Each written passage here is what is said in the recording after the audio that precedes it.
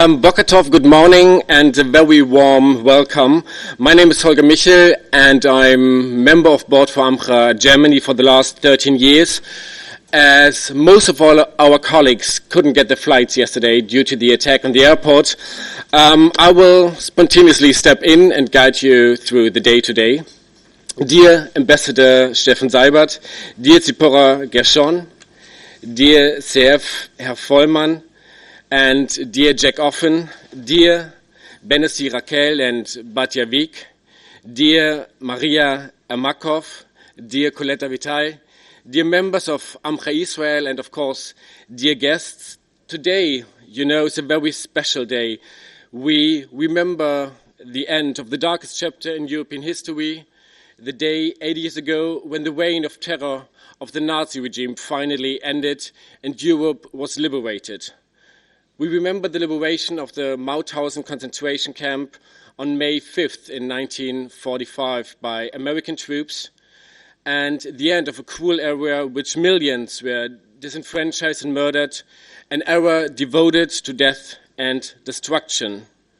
But today is also the day when Tel Aviv and Berlin will sign a twinning agreement, what is, considering our history, I think a little miracle and another sign of hope.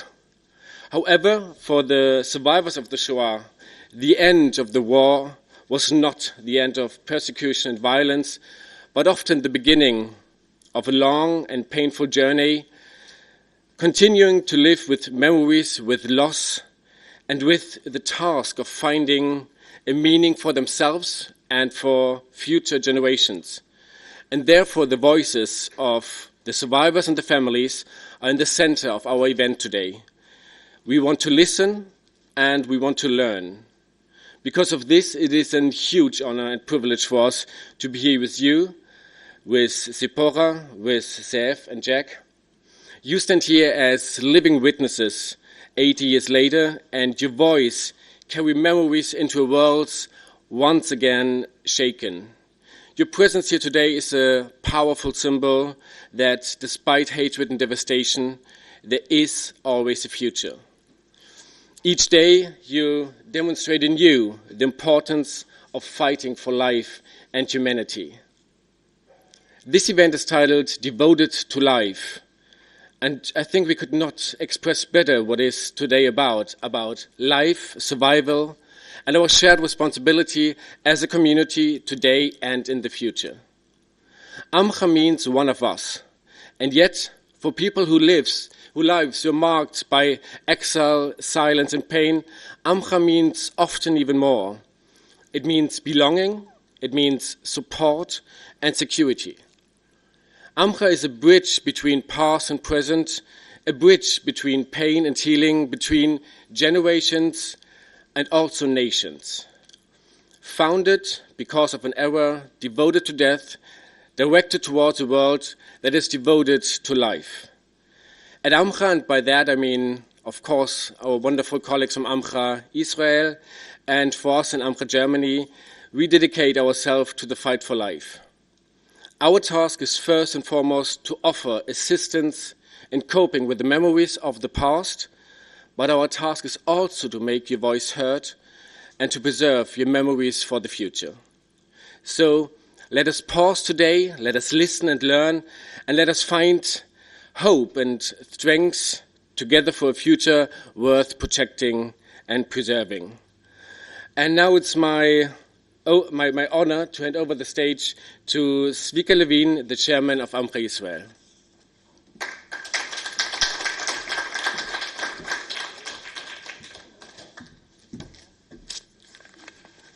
בוקר טוב. מאחר וזה המפגש הראשון שלי כיושב ראש, קצת מלחיץ, אז תסלחו לי אם יהיה אלו טעויות. Good morning. Dear guests of honor, it is a special occasion for me as a new AMCHA's chairman of the board to thank AMCHA Germany, the German ambassador and all of you for the tribute to Holocaust survivors and their families. Honoring the memory of liberation 80 years ago, celebrating the survivor's struggle for a meaningful life and win over the trauma of the Shoah. In 1987, AMCHA was founded by a group of survivors who had a dream of providing support and recognition to fellow survivors. They wanted to provide a space they can call their own, where they would have freedom to express themselves. Manfred Klefford, Dr. Chaim Dasberg, Dr. Natan Dorest recognized the need for mental and social support toward recovery to those in need. They chose the name of organization AMCHA, as was mentioned, one of us. The vision was bloomed into 16 branches all over Israel, from Nahariya in the north to Beersheba in the south, providing communities to survivors and their families. In the present stressful time, since October 7th, AMCHA, as a member of the Israeli Trauma Coalition, provides treatment and support to thousands of those affected by this war. AMCHA would not have happened without the support of the German government, the German Friend of AMCHA, the Holocaust Survivors' Rights Authority, the Claim Conference, and the Center Organization of Holocaust Survivors in Israel. I wish to thank the AMCHA team members, including branch directors, professional supervisors, therapists, social club, and volunteers professional staff, administration staff, all of 600 AMCHA devoted employees. I would like to thank Lucas Wells, Dr. Juliana Solf, and Holger Michael of AMCHA Germany, who invited this day.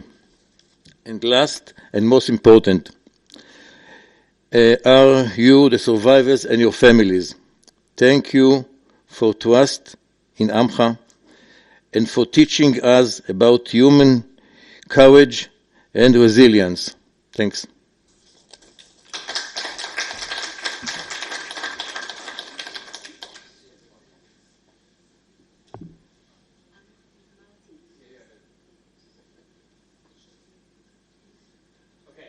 Since this is not working, we do it like this. I would like to invite Martin Auerbach to the stage, the former clinical director of AMCHA Israel.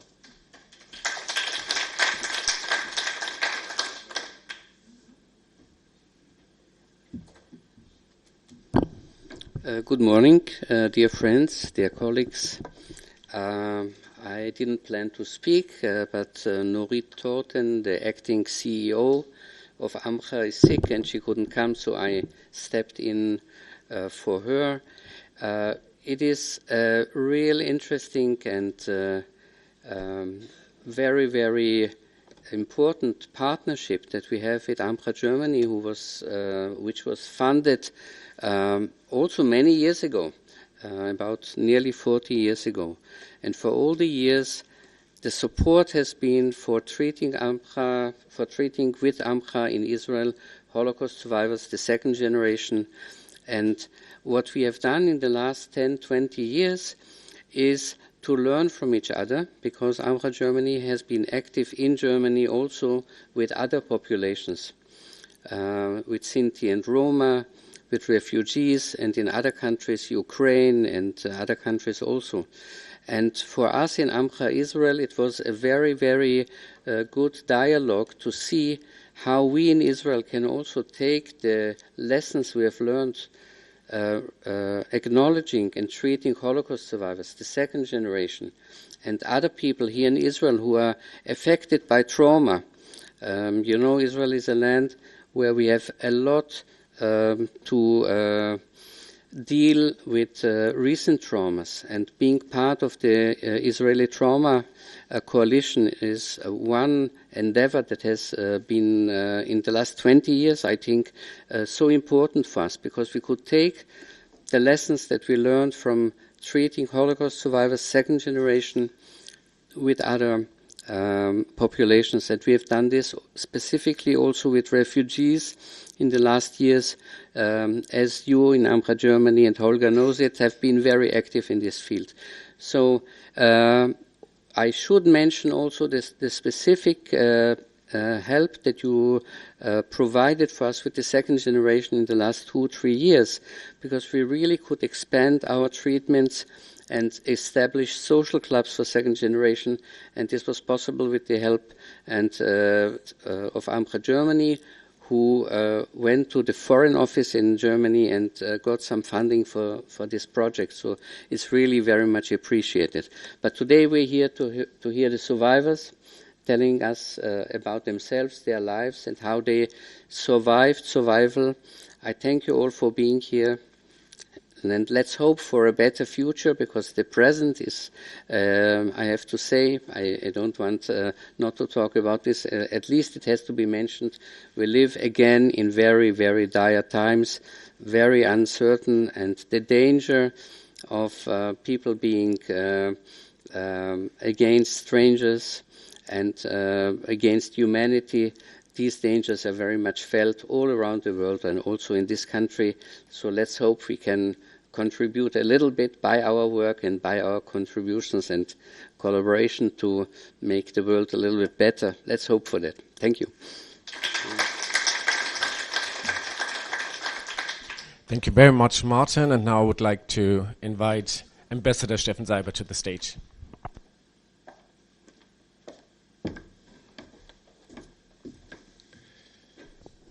Boker tov lekulam. Good morning. Guten Morgen. I hope you can understand me. First of all, thank you very much for the honor to have invited me to speak to you today.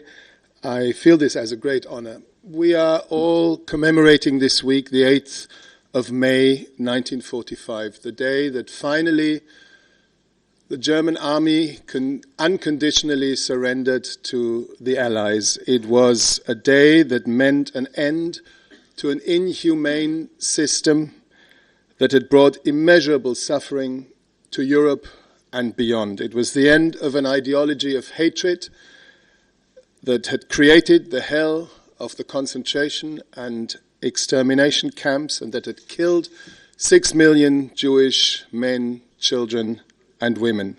It was the end of a regime that led Germany, the German nation, into the ultimate physical as well as moral catastrophe. This 8th of May 2025 will also be a national day of commemoration, thank you very much, Toda, in Germany. Through the decades, and this was not always the case in the 50s, let's say, but through the decades, Germans have learned to see this day as the day of liberation that it was. We had to learn this. And our neighbors have always, of course, commemorated it as a day of liberation. And this does not erase the memory of the millions of Germans who were killed in the war. We also remember them, but we know that on this 8th of May 1945, at least in West Germany, our freedom and our path towards democracy began. And in 1989 and 1990 also, the East Germans finally gained that freedom and that democracy. Back to 1945, the survivors of the Holocaust, of the camps, the emaciated prisoners who survived, they were free. Outwardly, they were free, and many of them went on to build meaningful and beautiful new lives here in Israel. And these families they created, these proud Israeli families that I very often meet, they are also a lasting triumph over Nazism and the helpers of the Nazis who had tried to annihilate the Jewish people. But what was inside these survivors, the horrors they had seen, the family members and friends that had been cruelly killed, how to deal with this knowledge inside of you, with these images. Many repressed the memory, the experience, because life had to go on, which is understandable. And in that new life, many people didn't want to hear of those past experiences. And they were almost too incomprehensible, too unbelievable for anyone who hadn't been there.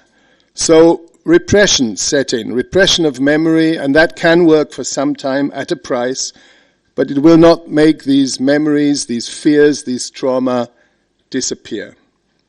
I recently had a Zikaron Basalon at our residence just 2 weeks ago with a wonderful lady, Eva Erben. She's 95. You would never believe she's 95.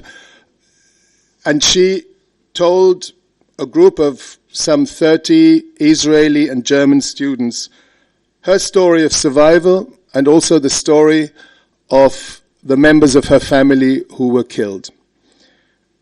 And until the mid-80s, this woman had not spoken about her memories, certainly not publicly, and certainly, most definitely not with Germans.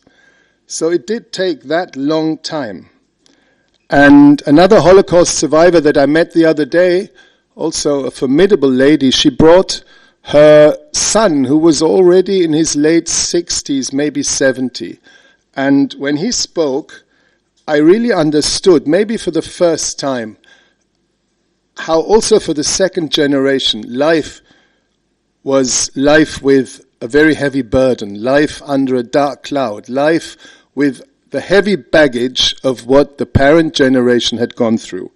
And it is wonderful that AMCHA also deals with this second generation, because I think for many decades they were a little overlooked, but I think you stepped in.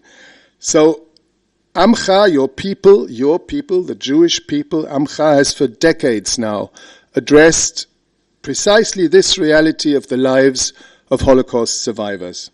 AMCHA says to them, you are one of us. When you're in our social clubs, for instance, you can speak among people who have the same or similar experiences, who will understand you, who will not ask the wrong kind of questions. Those are places of mutual support. It's a framework for processing memories, for coming to terms with grief that simply doesn't seem to end. And AMCHA goes even further. The psychological help that Holocaust survivors receive when they need, that's already invaluable, especially now in the current situation after October 7th, when we know the stories of Holocaust survivors whose worst memories and worst fears were reawakened because they were in places where all of a sudden they had to hide and flee from people who wanted to take their lives. There's another historic anniversary that we commemorate this year, 80 years of the end of the Second World War in Europe, but also 60 years of the establishment of diplomatic relations between Germany and Israel. 60 years in which a deep bond has developed, a bond of partnership, and I would even say a bond of friendship, that we will forever be grateful. And the best thing about this is that it's not the friendship just between governments. That can be a pretty cool thing, as we all know.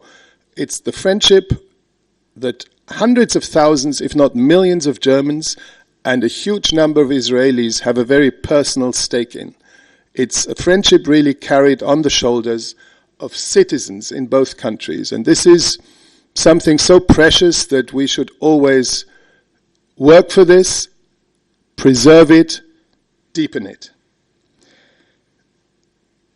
But there are other challenges and tasks that AMCHA Germany is tackling. Remembering the Shoah, keeping the memory alive of the murdered men, women and children, this is important, but it's not enough to look backward. It's precisely now, I think, that a connection must be made between the past and the present. Anti-Semitism and racism are on the rise again, and the question needs to be asked what never again really means. What lessons, what responsibility are people willing to draw from that sentence so that it doesn't become an empty phrase, a hollow phrase? And these questions, in my view, become even more pressing in times of war. In a time when 59 Israeli citizens are still in the hands of Hamas, including 9 fellow Germans who are still hostages in Gaza, held under unimaginable conditions. in times of great suffering also for the people of Gaza, as the result of a war that Hamas caused, that Israel certainly did not seek, but that it's now decided in this 19th month to expand. There are no easy answers. I think we all feel that every day. There are no easy answers to any of this, but the lessons of the past, defending the Jewish state, upholding its democratic values, the dignity of every individual, respect for international human rights, all these demand to be heard as we shape the policy of today. AMCHA in Germany and in Israel is doing immensely important work, and as the representative of the German embassy, I can say we stand firmly by AMCHA and we support your important work, and we shall continue to support it. We are aware of our historical responsibility. It gives us a compass, it gives us moral and political guidance. This historical responsibility that is part of the German identity, of our national identity, is not a burden. It is a compass that teaches us what is right and wrong. And that's something very valuable. Solidarity with Jewish life, both in Germany as, of course, in Israel, is a part of our political identity. We are and we remain committed to the security of the State of Israel and to a future in which peace, reconciliation, and respect for human dignity apply to all Israelis and their Palestinian neighbors. So with this in mind, I thank you again for letting me speak to you today, and I wish you a very meaningful morning together. Thank you very much.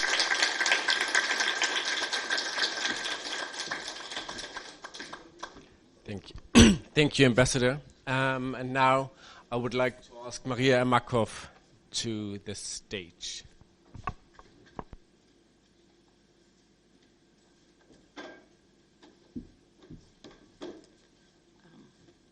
I think it's like something like this. No.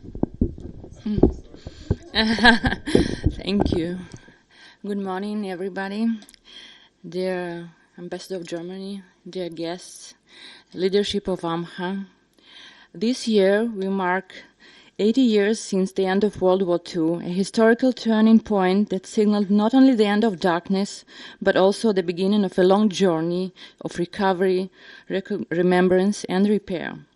On this occasion, we wish to honor the deep and meaningful partnership between the Claims Conference and AMCHA, a partnership that has continued for 3 decades. Throughout these years, both organizations have stood shoulder to shoulder in one of the most important moral missions of our time, caring of the well-being, mental health, and dignity of Holocaust survivors.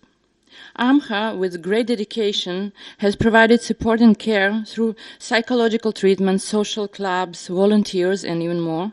This work is carried out with the understanding that the wounds of heart may never heal, but they can find comfort through attentive listening, compassion, and humanity. I remember that during my visits to AMCHA clubs and while talking to survivors, all of them told me that they feel that the AMCHA centers, AMCHA clubs are their home. So the word home carries with it a broad of profound meaning of shelter, belonging, and shared destiny. But for a place to be truly called home, it must have a soul. And for that, we would like to thank AMCHA's team for their work, for their care of survivors. And the Claims Conference, through its ongoing support, has enabled the implementation of therapeutic programs, volunteer engagement, and the strengthening of club activities, including funding for transportation, all grounded for understanding that the work of AMCHA is life-changing. We may provide the financial support, but the daily care of Holocaust survivor and the listening is your job. It's your work, absolutely. So thank you for that. So 3 decades of partnership are, in my view, a powerful testament to the trust placed in the support for Holocaust survivors. It is important to remember that this assistance comes from a place of strength. This is clearly reflected in the bond between Holocaust survivors and the victims of the events of 7th of October. Holocaust survivors have become a guiding light, showing and continuing to show that even from the horrors of war, it is possible to rise and to create new life. 80 years after the liberation of the camps, we stand here today not only to remember, but to promise that we will continue to act, we will continue our commitment to Holocaust survivors. Thank you, our dear partners, for the long and meaningful path that we have walked together, and of course for the road that still lies ahead. And I would like to end my speech with a prayer. May all our hostages come back home, and may our soldiers come home healthy in their mind and soul. Thank you.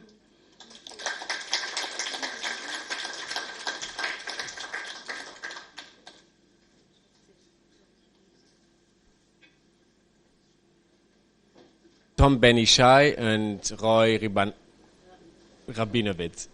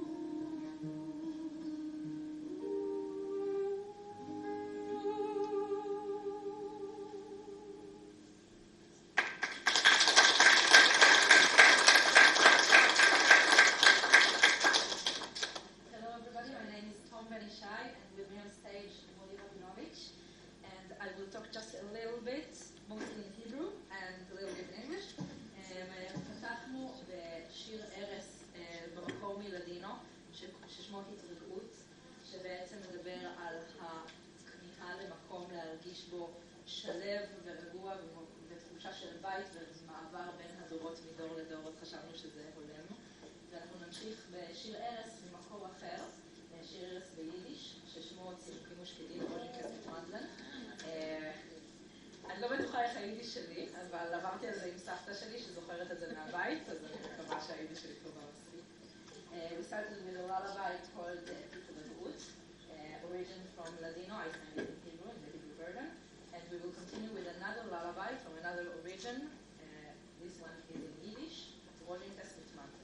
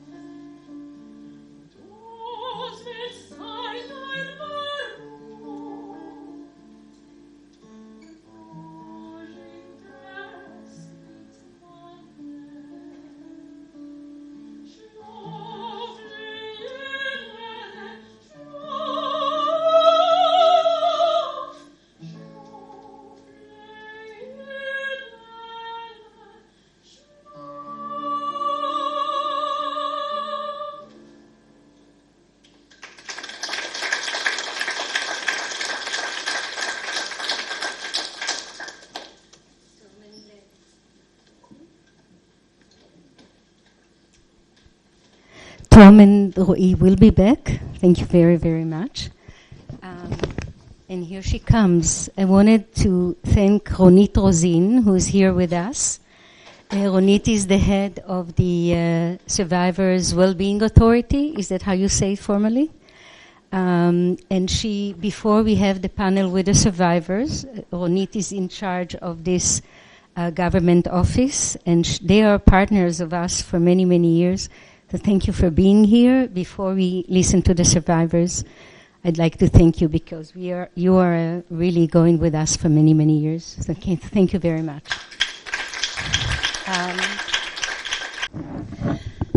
Dear distinguished guests, I'm Dalia Sivan from the National Management of AMCHA, for 30 years working in AMCHA as a director of a branch and now in the National Management.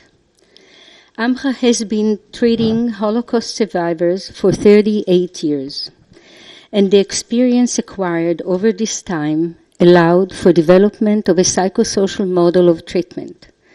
I would like to describe this model. It offers a variety of modalities of care. Members can choose from and move from one to another according to their changing needs. Modalities include individual, family, group, and in-home therapy, therapy-oriented social clubs, and opportunities for volunteering with other survivors. We also use different theory-based therapy practices: verbal, art, literature, music, and movement. This model serves to enhance the participants' sense of belonging to a community and being acknowledged by society. This day is an example of such an acknowledgement. We know that trauma in general, and especially the Holocaust, unraveled families and communities. Also, fear, mistrust, and sense of loneliness become aspects of the abandonment inherent in trauma.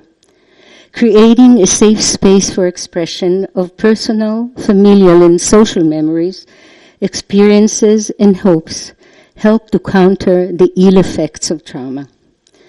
The trauma of the Holocaust erased the individual and subjective identity, turning human beings into numbers. The stories and memories of survivors are unique. Each survivor has a personal subjective face, specific memories of suffering, of wisdom, of fate, and generosity. At AMCHA, we attempt to restore the survivor's individual identity and dignity.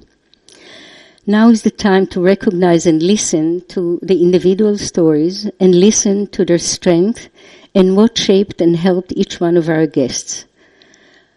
Okay, on stage with me are three survivors, members of AMCHA. Dr. Tzipora Gershon. Can you help Tzipora? Dr. Ze'ev Herb Folman. Tzipora is from Rehovot. Can you go upstage? Tammy, can you help Tzipora? Yes. Ze'ev, can you go up the stage too? Also, he is from Tel Aviv, from AMCHA Tel Aviv. And Dr. Jack Israel Ofen from Petach Tikva. They are coming to the stage. They graciously agreed to tell us about the effect of the Holocaust on their lives, their struggles, their coping, and the support they received at AMCHA. A few of their family members are here as well, second and third generation, and you're most welcome. Okay, so.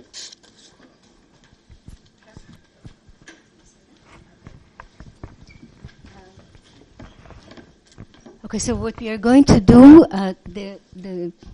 you are our guests, and I will introduce each one of them, and then you will tell us, okay? Dr. Tzipora Gershon was born in Romania in 1937 into a secular, educated, and Zionist family, and her early childhood memories are tied to the harsh experiences under Nazi occupation. Following World War II, she immigrated to Israel as a refugee, served with the naval forces, and pursued extensive academic studies, ultimately earning a PhD in macrobiology. In her later years, after marriage and a career in Israeli industry, Tzipora found a supportive community at AMCHA Rehovot, where she experiences acceptance and empowerment.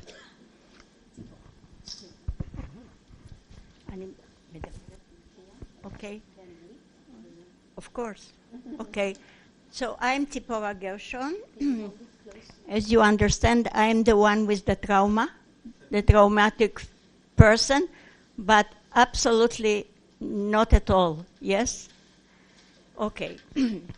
So I was born in 1937, meaning that now I am 88.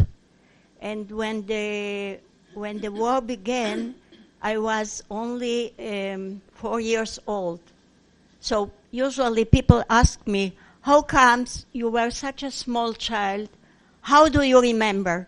So I can tell you that if something traumatic, really traumatic, happens to you when you are 4 years or 5 or 6, you will always remember it. You will never forget it. Sometimes you want to forget it, you will never forget it.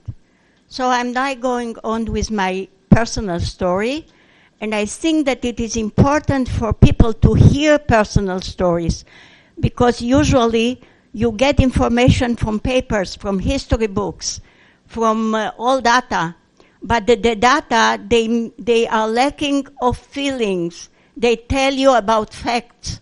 They do not tell you about what we felt when we were under suppression, okay? So this is my feeling is that we are surviving. We should tell our personal story, okay? Now, the German Nazis, they made a pact on 1941 and then entered into Romania, not as occupants, but as their allies with Romania, okay? And then they entered into our city and they occupied the city. And what happened when they occupied the city? First of all, they confiscated everything. I do remember that my parents and my grandparents, they were just with nothing after the occupation. And then they also took the men, and they sent them, including my father, they sent them to labor camps. So we were agglomerated. I do remember that all the family was agglomerated in our house, and the grown-up men were taken to labor camps, and the young women were taken to factories, and we, only the old people and the children, remained in houses, agglomerated. And agglomeration is the first step of going on and doing some other things. Now, under the occupation, I do remember all the oppressive laws of the German occupation.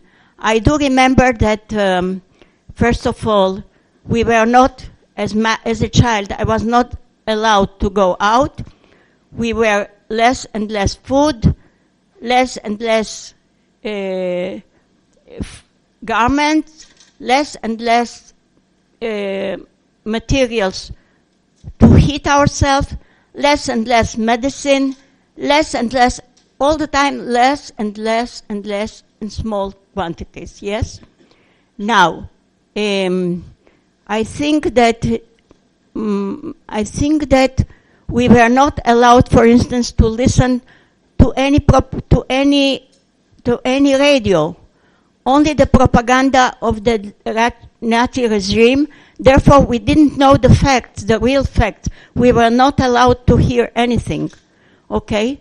We were only allowed to hear about the conquerors and of the German army, and we didn't have any news about what is happening with the men. I didn't know about I was sure that my father is not living anymore. He's not. Yes, I was sure. Okay, and this situation grew harder and harder. I do remember, and in such a situation, a small child is.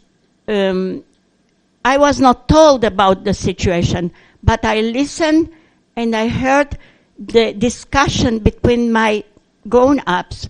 Okay, and this is why I really understood. Although they didn't want to tell me, but I really understood the situation, okay? And if I'm thinking about what happened to me physically, for instance, I knew that I had less food, less medicine, less water, everything less. I knew that mentally, I knew that I am not allowed to go outside because it was very dangerous to go outside. Why was it so dangerous? Because we, the small children, we were the weakest linkage. Why do I call it weakest linkage? Because small children, we were the aim. We were the ones that they wanted to kill us, So we knew that we are in a very in danger. And therefore, also, I do remember that we were bombarded all the time. Why were we bombarded? And I think it was by the Allies, because Romania was providing Germany with soldiers, with oil, and as I was born in Braila, it was a city on the border of the Danube, on the delta. It was very near the Black Sea, and all the ammunition and the soldiers and the providing materials were going through the Danube to the Black Sea. And this is why we were bombarded almost, I remember, almost every night. And therefore, the Germans told us to put papers on our yes. It means that not only I didn't have enough food, I didn't have enough sun. And not having enough sun, it means I didn't have enough vitamin D. It's awful to live in such camouflage, in such as you can. Can I interrupt you? I'm Yes. sorry to interrupt Yes. you. But can you say something about what in your... sorry. Yes. What Yes. in your- Yes. What in your... Yes. Does it work? No. What in... Okay.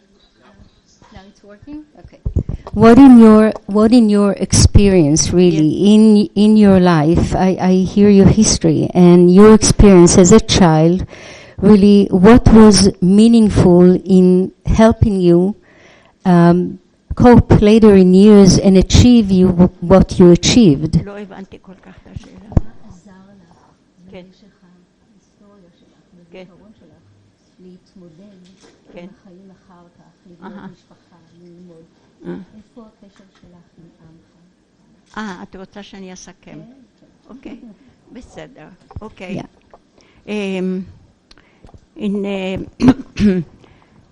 First of all, in order to keep my mind, I just started to learn and writing and reading, although I was a young child.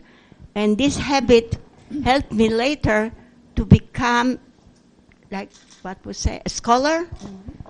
Okay, so this helped me to survive, and this helped me, also gave me tools in order to survive on. I mean, I became a scholar, a studying creature.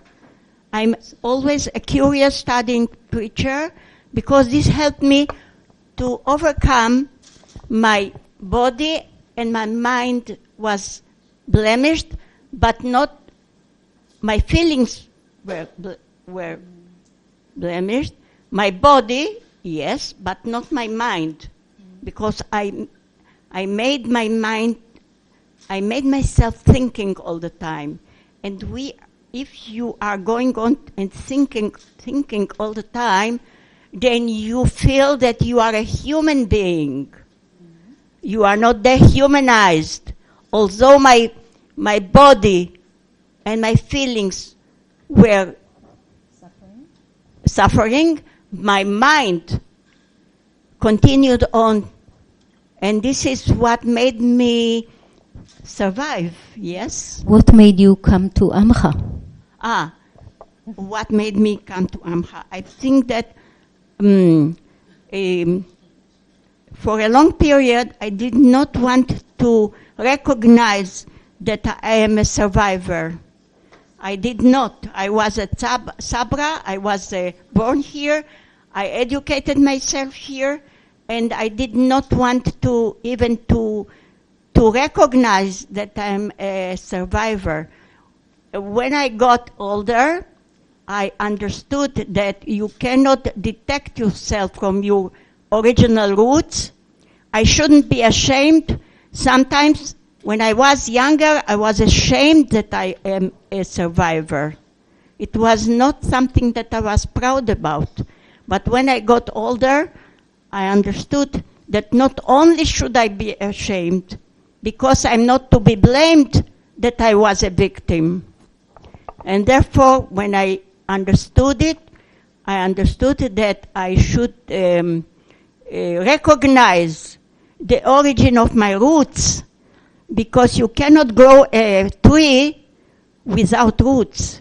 And if I want to be a tree, a high tree, a fruitful tree, I cannot be a tree without detected from my original roots.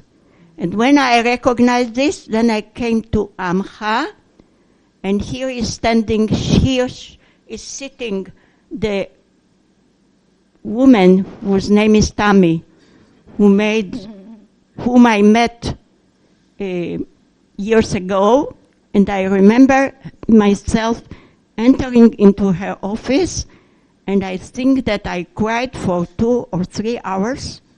I never cried like this. Yes, I remember. I do not remember what I told her.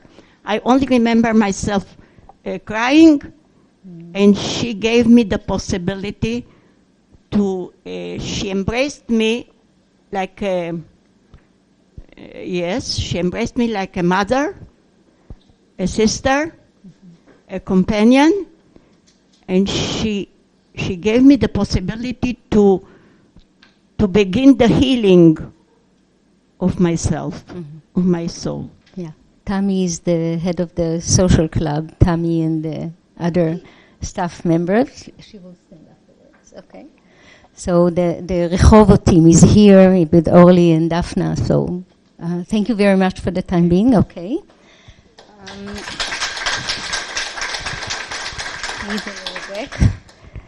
Dr. Israel Jack Offen, born in Belgium, 1939. With the Nazi invasion, his father and sister were murdered, while he, his mother and siblings initially hid in monastery and later with Christians' families in a village. After the war, he reunited with his mother and siblings. Israel immigrated to Israel in the early 60s. He met his wife, Miriam, who's here, in Belgium, who is also a Holocaust survivor. The Offen couple has 4 children, 21 grandchildren, and 25 great-grandchildren. Jack worked for many years in a government service, in missions abroad and in Israel. When he was 50, he completed his academic education and earned 2 degrees in history.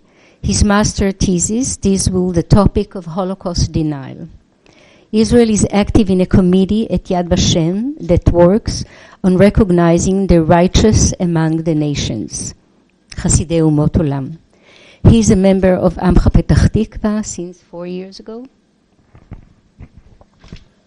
Good morning.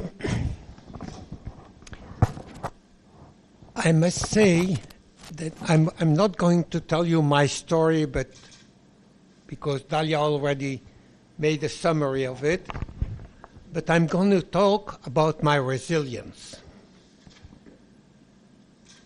Actually, it was a very, very slow resilience because it took me almost 50 years to recognize that I was a survivor.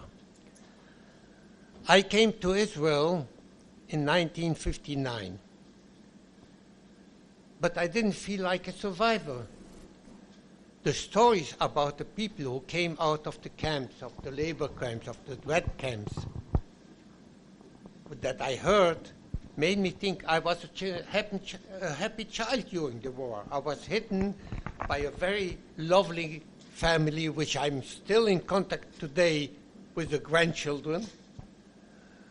I didn't feel like a survivor. It always was on the side. It's something else. Till one day, a friend of mine, who was a principal in the school, asked me, Jackie, you're a survivor. Come to speak in my school. I'm a survivor. I have nothing to tell. I was a happy child during the war. He said, but look, people out of camps I can't find anymore. You were, during the Shoah, a hidden child. Tell me the story. So I took a piece of paper and as big as a visit card, and I wrote 3 sentences. One was before the war, during the war, after the war. I told him, look, I can talk half an hour with the questions. You'll have 45 minutes. That's maximum. He said, okay, that's enough for a lesson. So I accepted. Like they say in Hebrew, belet brera, I accepted. On the day I had to speak, I come to the school, and he brings me into a gym class full of girls. It was a girls' school. About 150 girls with their teachers. I started to panic. What am I going to tell them? I mean, so I took off my watch. I put it on the table to make sure that I have my half an hour, and I started to talk. When I finished my story, I looked at my watch, and so I spoke about 1.5 hours. And then, with the questions, it was another one. But the worst thing was that I looked on the children, the teachers, and they had tears in their eyes. So I asked, what happened to you? Did you hear what you told me? I said, yes, the story of a happy child during the war. And the teachers and the students, started to tell me, but you told this and you told that and that. And then it made a click. And then that was the moment I started to feel that I am a survivor. So the first thing I did when I came home, I started to write my story in written. And then I found out that there's a lot of things missing. I have to complete them. And I started to make research, and I'm continuing up till today to make research. And in that case, I became a member of the Commission of the Recognitions for the Writers in the Immortal Nations. I'm taking care of 3 countries, Belgium, Holland, and France.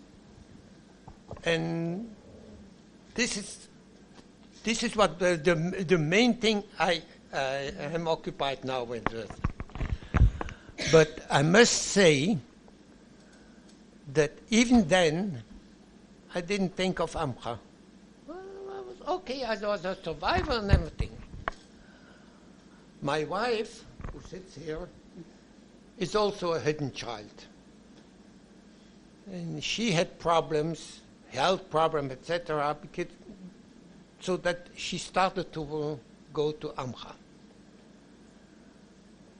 When I had started with health problems, when I felt a few times or so she said, come with me to AMCHA. And that's how I started. And I was lucky enough to have my first, how do you call that? Therapist. Therapist. You came for therapy. Here, And I'm really, really thankful to Dror for everything he did for me, because it really helped me to recognize and to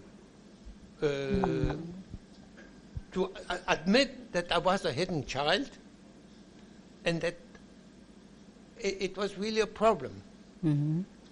Now, I must say that in all those 50 years that I didn't recognize myself, there were a lot of things that were influenced by the fact that I was a hidden child without me knowing that. I'll give you one single example. I always admired my children. They never were afraid of the dark. I remember till the age of 10, 12, I was really afraid of the dark. And when I look at my children, I thought they were heroes. It's only later, when I started to go to AMCHA, that I realized that this was an effect of the fact that I was a hidden child. Thank you. Yeah. Both your stories very moving. Okay.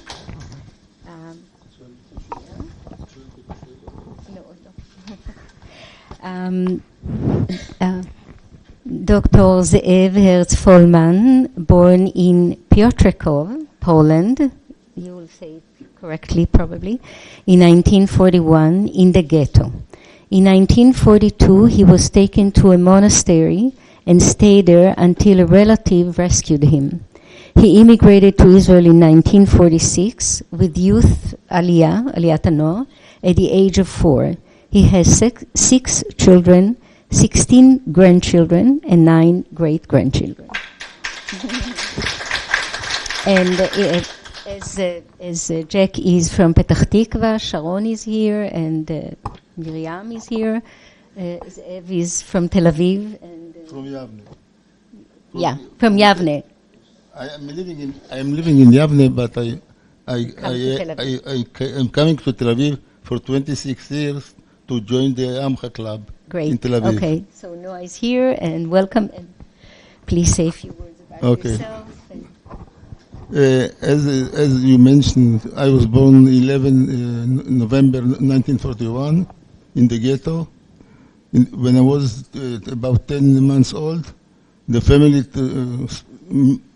spoke that the children should be out of the ghetto, and she brought to a family, Polish family in Warsaw. My aunt went to the station, the rail station, and she waited for the 2 children which should come. My grandfather brought me to the station. The other child didn't arrive, and the train has to go to Warsaw.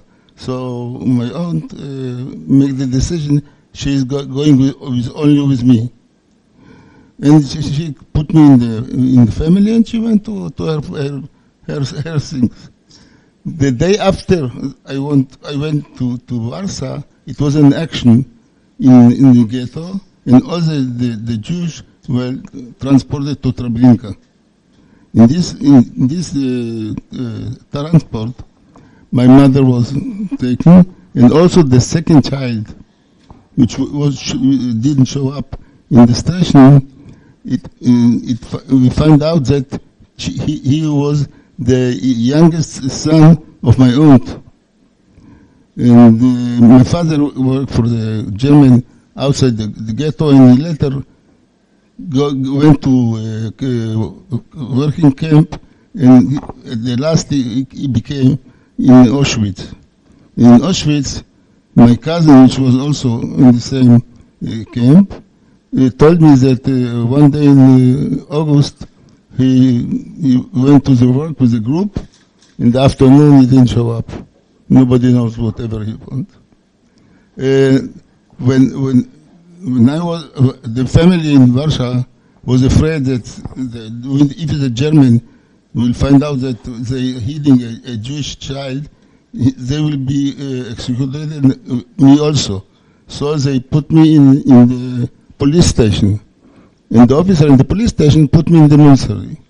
The monastery was bombarded during the war, and we were moving to the west to another monastery.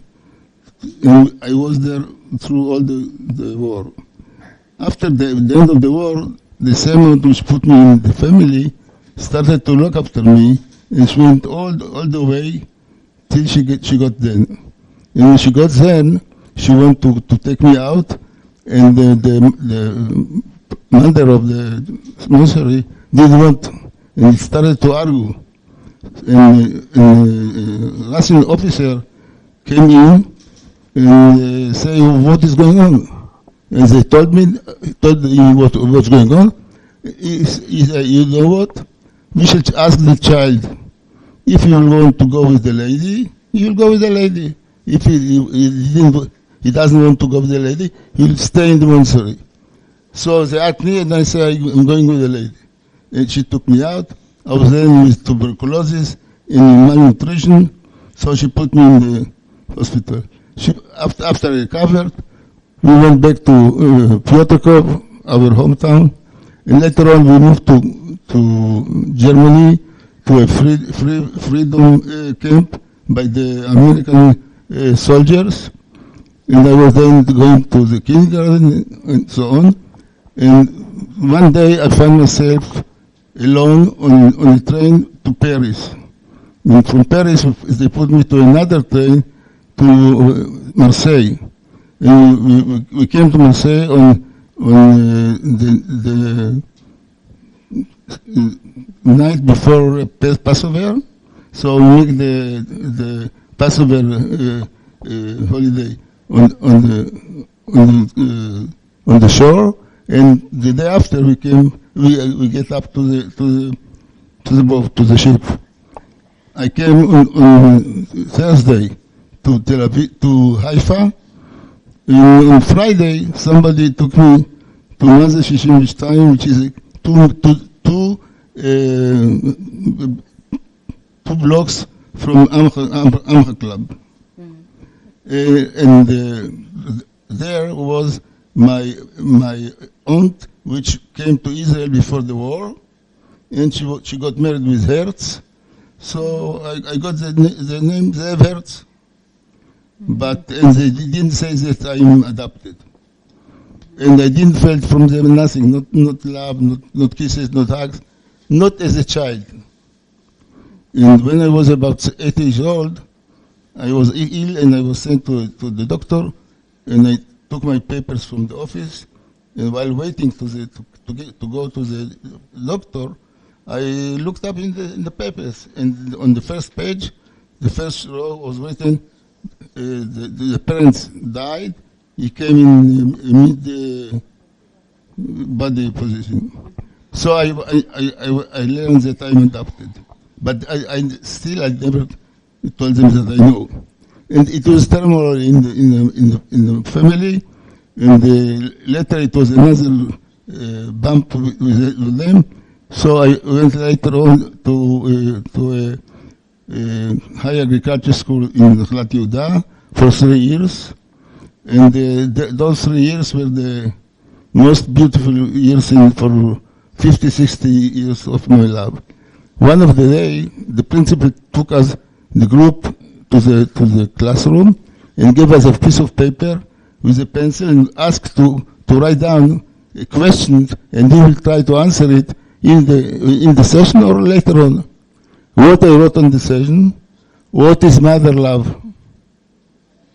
That's what I wrote. Mm-hmm. So I finished the high school, I went to the army, and after finishing army, I started to learn in the Hebrew University, in the agriculture faculty, and I got married. Two children were born, and after 7 years, I found myself that it's not my cup of tea. So I left home, and after several weeks, I was invited to a party, and somebody showed me a lady which studied in the music academy, and I was delighted because I was impressed with the classical music as I found it in my home in Tel Aviv when I came in. So we started to go together, and another 3 children were born. So it's 5. Yeah, yeah. And like after 16 years, through those years, I finished my degrees in the university and got a doctoral work, and I spread and left home, and it continues again and again. Ze'ev, I wanted to ask you, since we have limited time, wanted to ask you, listening to your troubled life and moving from place to place and not knowing, the more moving sentence you said is really, you didn't know mother's love, you don't know what it is. What helped you through the years, looking after happiness, profession, and what made you come to AMCHA in later years? I have to mention that because of what I felt during my youth, I never have any feelings to my children, to my grandchildren. I never hug them, I never kiss them, and it's like a blackboard. Mm-hmm. And in one of the lowest point which I went through, one of my friend told me that she has a colleague in AMCHA, so maybe they can take care of you. So I went there. I went in. They gave me intake, and the therapist took me to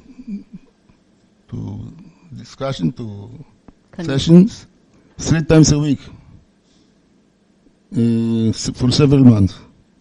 Later on, he asked me to go down to the club, maybe to join something. So I went down, and when we came down, it was a painting lecture, and they gave me a piece of paper with pencils. They put a flower pot on the stand and told me to draw. I finished to draw. The teacher showed the picture and said, from now, you have to come every week when I'm inside. Since then, 26 years, I'm painting, and I had several exhibitions in AMCHA Tel Aviv, in AMCHA Rehovot, in other places as well. And actually, AMCHA gave me the power to get up from the place I was, and to come and to start to give to the others what I can give. And I'm very in our club. I'm helping everybody in the club, and I'm involved in most of the aspects. And I find myself that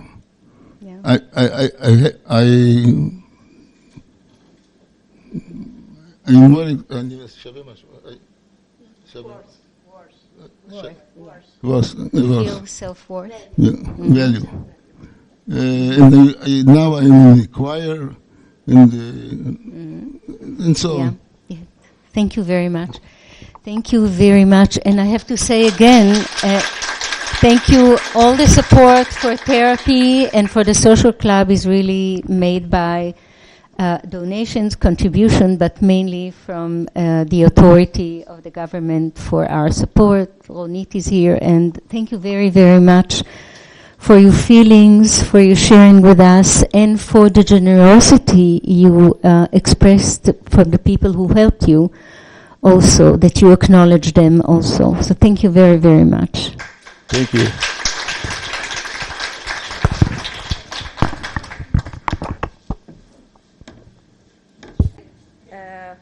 את השירים הבאים החלטנו להקדיש בעצם תחייה של שירים שנכתבו במחנות או בתגובה לחוויות המחנה על ידי 2 כותבים. הראשון שנבצע נקרא בלדה על מאוטהאוזן, כתב אותה יעקובוס קמבנליס, שהוא משורר וכותב מחזות יווני ושורד מחנה ריכוז. את הלחן הלחין מיקיס תאודורקיס, ובעצם הוא מספר סיפור אהבה שבעצם מתרחש במחנה. לאחר מכן אנחנו נמשיך לשיר שנכתב על ידי אילזה ובר, הוא נקרא ויגלה, זה שיר ערש בגרמנית, שמספרים שהיא שרה בדרכה עם הילד שלה לאושוויץ, ממש בדרך לתאי הגזים, ומשם אנחנו נמשיך לטקסט של חנה סנש, הליכה לקיסריה. ואם אתם מרגישים בכל שלב שהוא שאתם רוצים להצטרף, אז אני יותר מאשמח.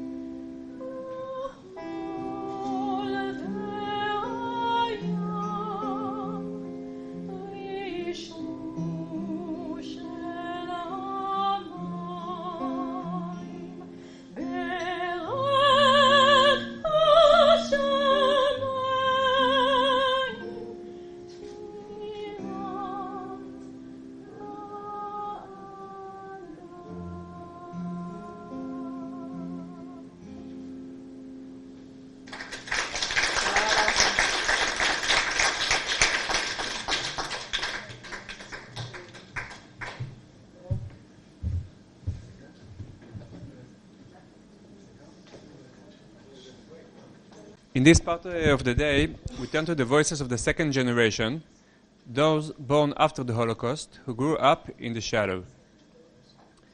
We will hear from two remarkable women, both daughters of survivors, who found a meaningful and creative way to explore their identity and memory through theater. Before we hear their personal reflections, I would like to share a few words about the unique group they are part of. So this is the theater group. Between Memory and Hope, second generation survivors women's theater group. The second generation theater group has been active for 2.5 years under the framework of AMCHA Rehovot and Shfela region, second generation club, directed by Daphne Mitirani-Degan. Trained social workers and psychotherapist Orly Tarchiski and Tami Chayut, who work at the Rehovot and Shfela region center, serve as the theater group's facilitators. The group meets once a week, offering its participants social and emotional support. The members of the theater group identify with one another on the basis of common experiences, sharing memories of growing up with Holocaust survivor parents and of childhoods in the shadow of the Holocaust.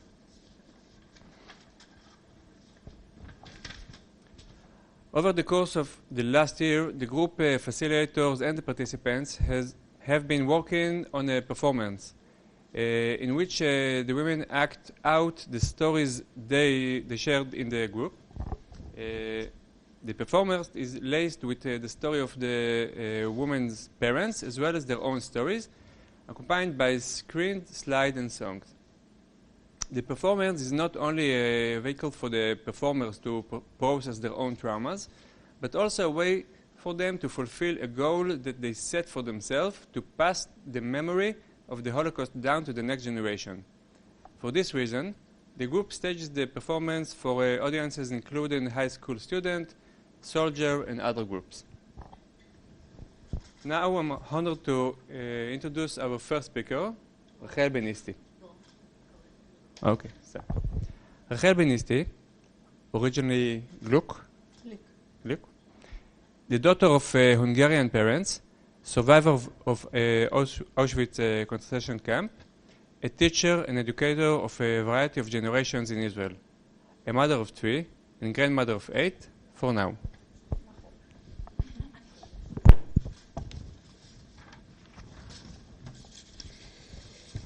I want to open by thanking you for your time and willingness to hear our voice, the second generation. My name is Rachel. I'm a daughter of 2 Holocaust survivors from Hungary. As you probably all know, the Holocaust in Hungary was the shortest, started in May 1944 and until November the same year.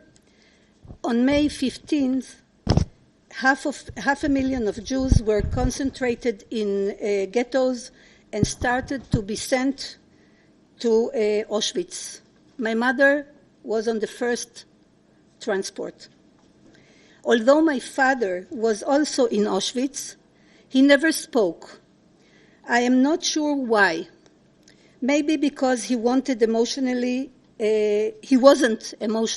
able to, or maybe it was his will to open a new chapter in his life and live, not just survive.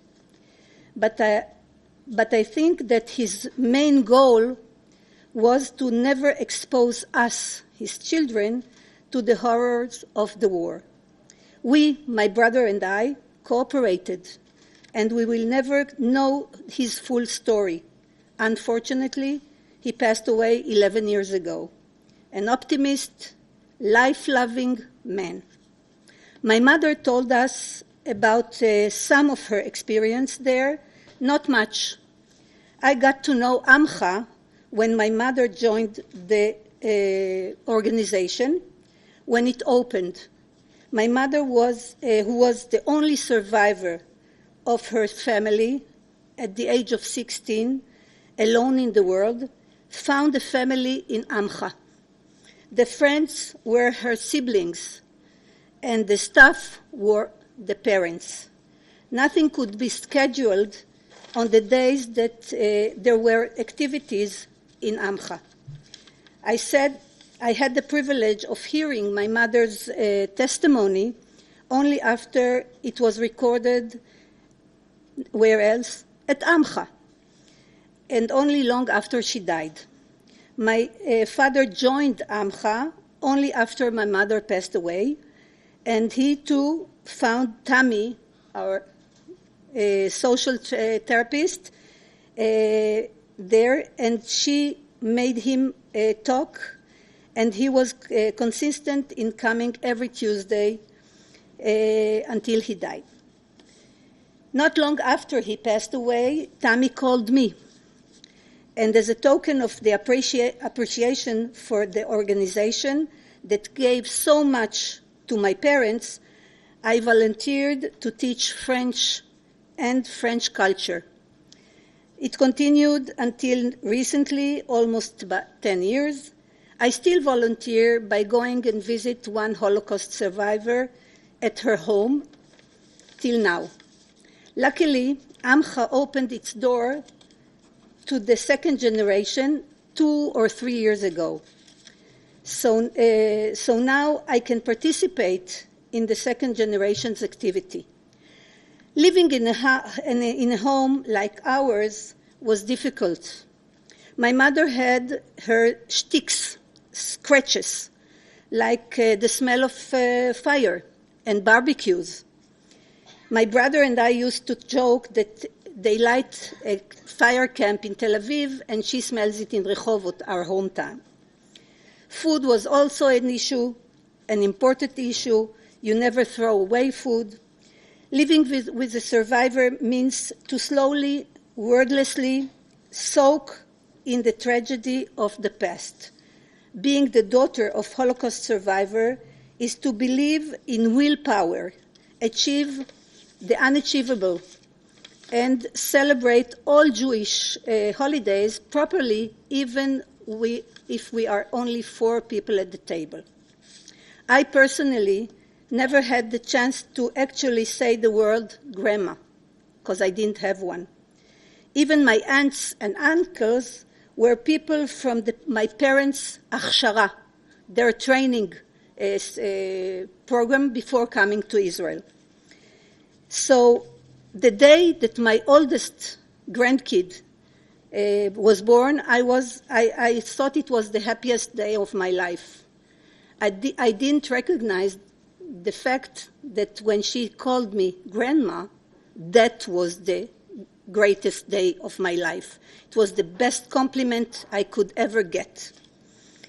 Being the daughter of a Holocaust survivor means being named after those who tragically never came back, and being expected to fill the emotional holes somehow. Being the daughter of Holocaust survivors means having no trust in others, but still have compassion and sensitivity to others' pain and hardships. We, the second generation, are obligated to never forget, to always tell what happened then and there, on the different planets. We can only be worthy of their triumph if we continue to live their legacy and fulfill their goal of living a full life in the state of Israel. As I said, we were lucky when AMCHA opened its door to my generation. We have a group of drama and other activities. I got to understand why my mom appreciated so much AMCHA as her second home. I do too. When we meet, we understand each other, we speak the same language, we share our experiences, and it feels like we all grew in the same home. So if I go back to my mom's story, in her eyes, she was part of the proof that despite dark periods in history, a future must and should be able to be built. A future that is personal, familial, and national. She decided to live life, live, not survive. She believed in people, education, and as well as peace. AMCHA certainly helped her and me to see the good things around us. Thank you.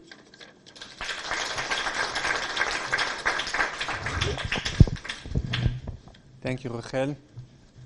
It was very, very moving.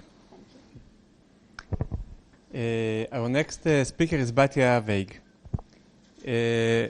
Earlier this morning we talked about how we're going to do it, and Batya told me that although she prepared her talk in English, it's very important to her to express the emotion and the feeling by the talk. So we decided that she will express herself in Hebrew, and her daughter, Neta, will translate to English. And think that in our context that we are talking about the memory that goes from generation to generation, it's even better in a way. So I will introduce Batya, and then you'll speak. So Batya, a second-generation Holocaust survivor, and the only child of Esther and Herman Gersh, may they rest in peace. Her father was born in Transylvania into a nuclear family of 9. Only 4 brothers survived. In 1936, Herman married Matilda, and they had a daughter named Leah. Both Leah and Matilda were murdered in the Holocaust. After the war ended, when he realized that his family had been murdered and that he had no home, he boarded the train, and that's where he met an incredible woman who saved his life. It was thanks to her, to that woman, that was Batya's grandmother, that her parents crossed paths. Today, Batya works in welfare as a volunteer coordinator at the ALE non-profit organization. So, Batya, please. You can sit if you want.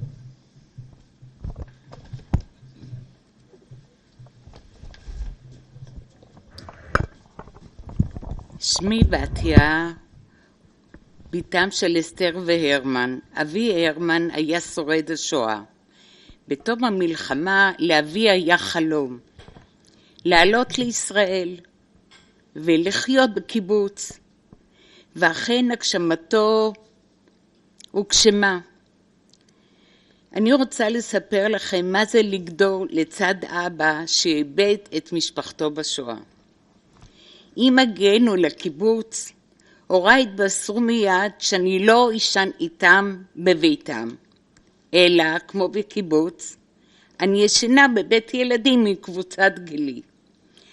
אבי קיבל זאת קשה. הוא לא הבין איך אפשר להפריד ילדים מהוריהם עוד אחרי השואה. איזה הורה לא רוצה להיות ליד ילדו כשהוא חולה, לחבק אותו כשיש לו חלום רע, לחסות אותו בשמיכה בלילה קר. בכל ערב שמעתי שהוא אומר לי, אמי, איזו החלטה מטופשת ולא הגיונית. ככה זה היה ערב ערב. במהלך כל השנים שחיינו בקיבוץ, אבא היה משכיב אותי לישון, בשונה מהורים אחרים, ובכל ערב בבית הילדים הוא היה עומד מתחת, יוצא מחדרי, ומתחת לפנס, עומד ומסתכל ומחכה לראות שאני נרדמתי. הייתה חרדה ודאגה, הדאגה שלו הם היו בלתי נשלטים. אני הייתי לצחוק ולעג בני הילדים. הם התלוננו בפני הוריהם שאבא של בתיה עומד ליד החלון. הוריי הוזהרו שאם הדבר לא ייפסק, אנחנו נאלץ לעזוב את הקיבוץ. ואכן זה מה שקרה. נאלצנו לעזוב את הקיבוץ, כי הוריי לא קיבלו את נוהלי הקיבוץ. חלומו של אבי התנפץ. זכור לי אירוע קשה נוסף בקיבוץ, הגעתי לחדר של הוריי, וכמו ילדה סקרנית, כמו ילדים אחרים, התחלתי לפתוח מגירות ולחטט. פתחתי מגירה ומצאתי שם תמונות, היו שם 2 תמונות שמשכו את תשומת ליבי באופן מיוחד. אינני יכולה להסביר גם כיום מה קרה שם ולמה. האחת של זוג, האישה לבושה בלבן עם זר פרחים בידה, והשנייה תמונה ילדה נוספת נוגסת בתפוח. פניתי לאמא בשאלה, מי בתמונות האלה אמא? והיא ענתה בצורה לגונית, מה היא תסביר לילדה בת 5-6 מהם? היא אמרה, זו אשתו של אבא וזו ביתו, ובזה נגמר הסיפור, יותר לא דיברנו על זה. אני לא יודעת להסביר גם היום למה הכנסתי את התמונות.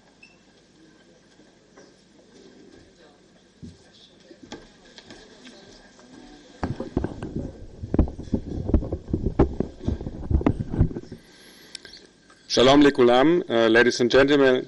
I'm standing here in front of you because Lukas Welz, the chairman of the board of AMCHA Germany, unfortunately cannot be here today as his flight was cancelled yesterday, as were the flights of other colleagues from the board and the office.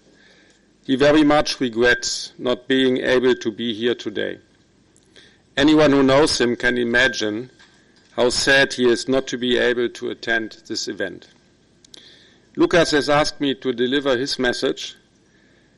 I will endeavor to do so in the form that Lukas intended. I would like to apologize in advance for my pronunciation. My knowledge of English can be described as improvable.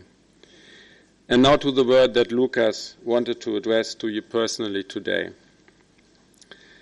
Today we have listened to voices, fragile, clear, irreplaceable, carrying the memory of the Shoah.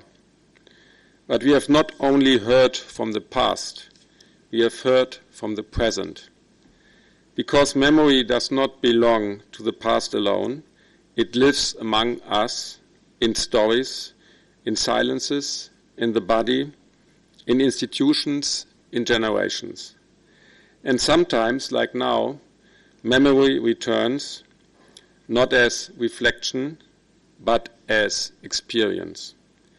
80 years after the liberation of the survivors of the Shoah, we are living in a world that past feels close again, sometimes unbearably close. The violence of October 7th was not only an act of terror, it reawakened something in many Jewish communities, old fears, old memories, deep, unresolved questions of safety and belonging. Suddenly, experiences thought to be part of a closed past felt familiar again. Being hunted, being unprotected, being alone. And we must remember, liberation was not a promise fulfilled. It was, for many survivors, a beginning without return. The gates of the camps were opened, but what lay beyond was uncertainty, emptiness, and silence. Norbert Wollheim wrote, "We are saved, but we are not free." The end of persecution did not mean the end of pain. Liberation did not restore what was lost, families, home, futures. It exposed what had been taken. It is this complexity that we must hold. Liberation brought breath, but not healing. Presence, but not belonging. Regina Steinitz, who survived the Shoah hiding in Berlin, once described standing on a ship to Israel after the war. She wept when the flag of Israel was raised. She said, and I quote, "That was a moment every person needs. The feeling of belonging, of people you belong to, a land. I stood among strangers and yet felt I was on my way home with them." End of quote. Today she lives in Tel Aviv, and is among us here today. From her window, she sees the lights of the city and the light trails of rockets. She says, "We have a protected room. If the house is destroyed, the room will remain." End of quote. The room remains, but the certainty does not. The past is not past when it returns in the form of silence and mourning, when it echoes in how bodies react, how children hide, how survivors lose sleep again. AMCHA's therapists speak of a collapse of time, of memory becoming reality, of trauma reactivating not through stories but through events. Those seeking help today include Holocaust survivors, yes, but also those who fled from kibbutzim, who buried the dead, who witnessed the worst, who lost their homes, their families, their orientation. And we must ask again, what does memory mean in this moment? Because the question is no longer only how we remember, it is also how do we endure? How do we care for memory when it hurts? How do we hold memory when it becomes overwhelming? For survivors, the question was never just about remembrance. It was always about how to live with memory. That is true now for their children, for many of us. Let me offer 3 reflections. First, memory must be allowed to remain difficult. It cannot be simplified into lessons. It cannot be reduced to rituals. It cannot be expected to inspire comfort. Memory is painful. It is unresolved. It is contradictory. We must hold it in its complexity. That means, let survivors speak, even if their truths are uncomfortable. Don't ask for closure when wounds remain open. Second, memory must be carried both individually and collectively. The Shoah was not only history, it was a rupture. Its traces remain in bodies, in families, in how people trust or stay silent or pass fear on to their children. We must support both levels, the individual memory of trauma and the collective memory of responsibility. Memory needs relationships. It needs trust. It needs presence. And it needs care that goes beyond borders. That's why AMCHA Israel and AMCHA Germany have worked together for nearly 40 years. What began as a solidarity among survivors has become a lasting structure of trust. The partnership between Israel and Germany carries a difficult but essential truth: that trauma cannot be treated in isolation, and that is Germany's responsibility as the country of the perpetrators does not end with remembrance.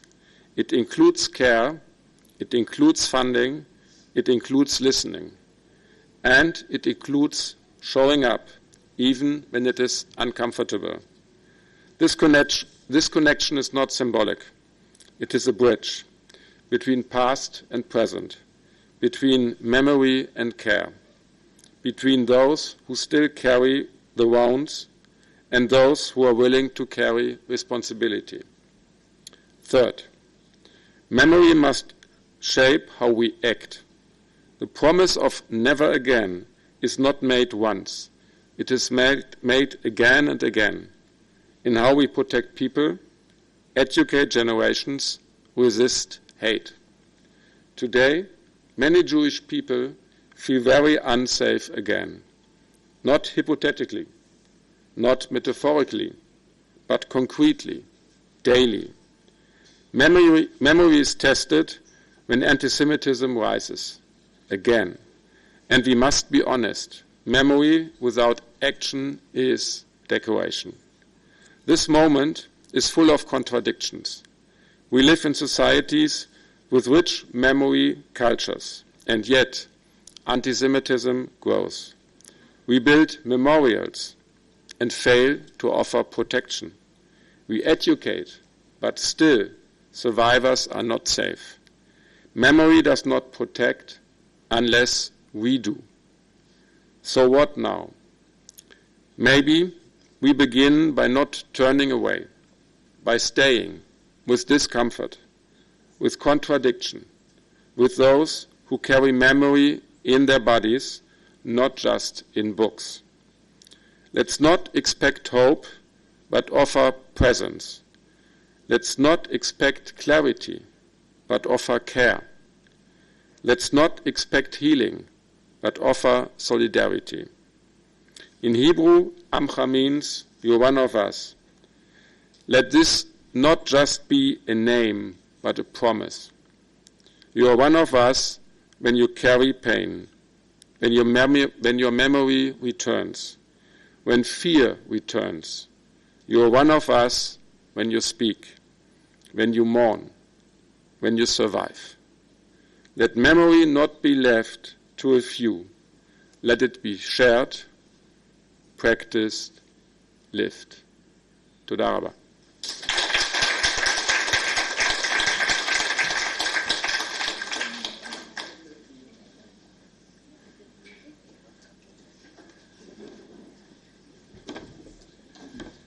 So now we can enjoy the last piece of music, and after that we would like to invite you to a short reception in the hall. Thank you all for coming to this, I think for us, very important event today, and we hope to see you soon. Stay safe and all the best. Thank you.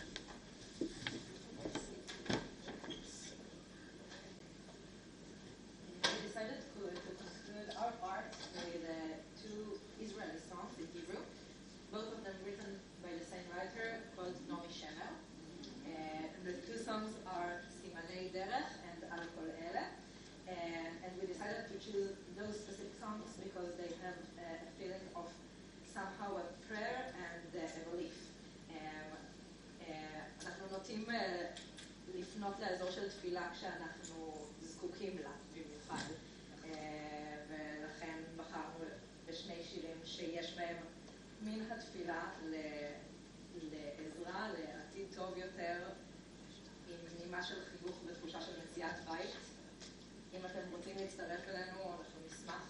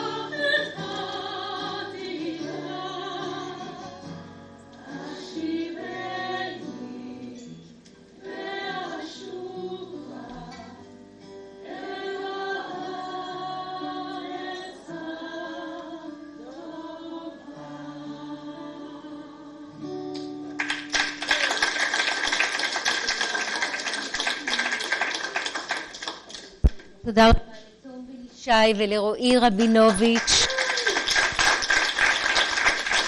ותודה רבה לכולכם, הלאנץ' מחכה לנו. תודה רבה שהייתם פה איתנו.